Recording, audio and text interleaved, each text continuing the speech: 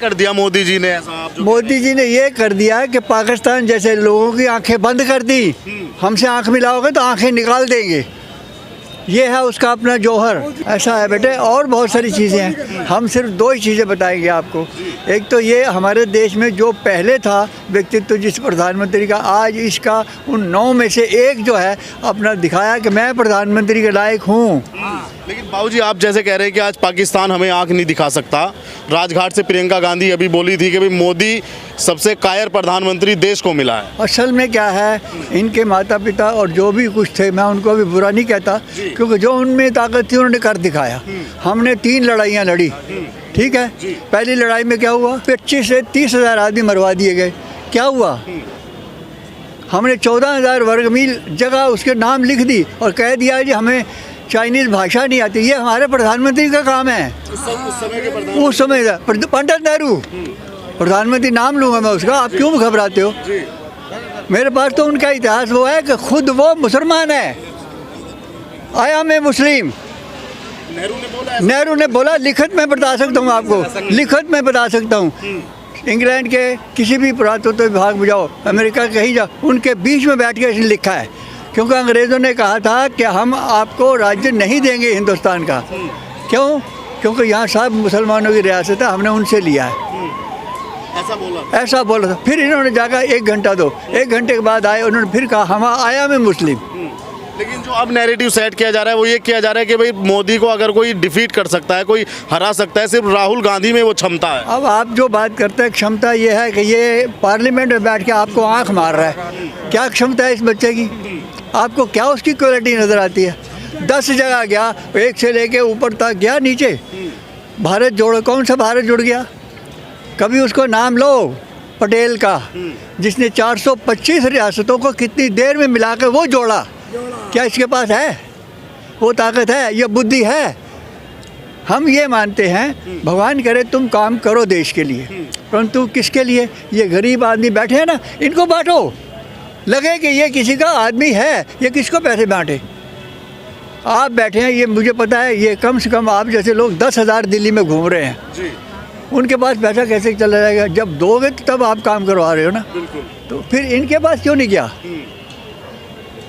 क्या लगता है 24 में क्या पिक्चर है? 24 के लिए अगले भी 4 साल 5 साल के बाद वही मोदी आएगा दोबारा। ये तो अभी की बात कर रहे हो, आगे भी वही आएगा।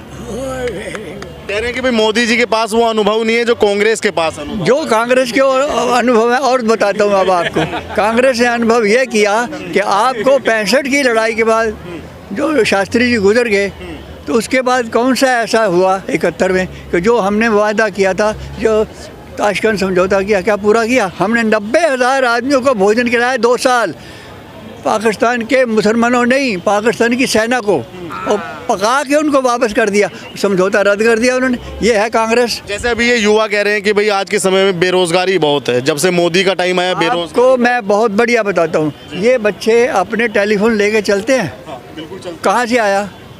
ये गरीबी से आया है?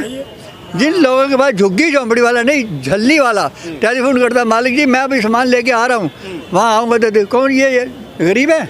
ये इनके पास कहाँ से धन नहीं आया? कौन नहीं ऐसा बटा है? परंतु आप लोगों को, हम लोगों को दिखाने के लिए हम कौन हैं, हम भारतीय हैं। हाँ, जन्म में हर जगह में हम विश्वास करते हैं। सब ये जो आजकल आया ना, आज आपने सुनना नहीं है, सुनना ज़रा, वसुदेव कुटुंबम वाला। आज वो कितने देश हैं जो आपको मानने के लिए तैयार है कि ये सबको लेके चल रहा है। कैसे? नेतृत्व से। ये सबसे बड़ी बात है कि ये विश्वास, अपना अटल विश्वास कि मैं कोई करके दिखाऊंगा नहीं, ये मेरी जनता कर रही है, ये मैं करवा रहा हूँ। आप मानते नहीं कि जैसे राहुल गांधी पैदल चले, टी शर्ट पहनी सर्दी के समय में, तो कांग्रेस ने घोषित कर दिया कि भाई राहुल गांधी भी तपस्वी हैं और मोदी से बड़े तपस्वी हैं। मैंने ये बड़े की छोटी छोड़ दो, ये बड़ा हटा दो जी। राहुल सिर्फ राहुल, क्या बताया?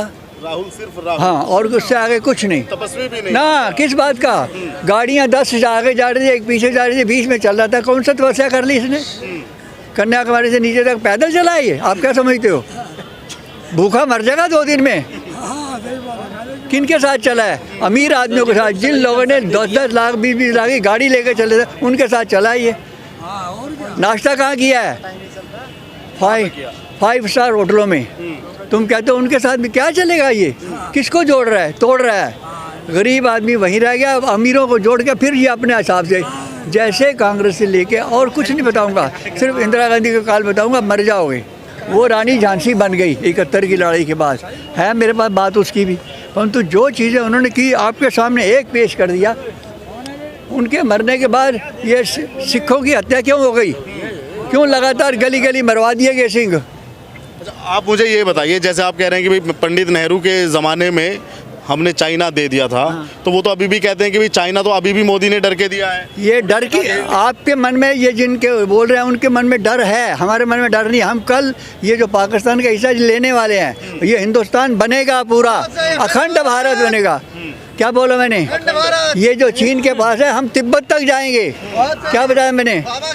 उसका नाम है त्रिविष्ट, हिंदुओं का नाम। ये जो नाम रखे हैं उल्लू के पट्टे ने, मैं गाली देता हूँ उनको।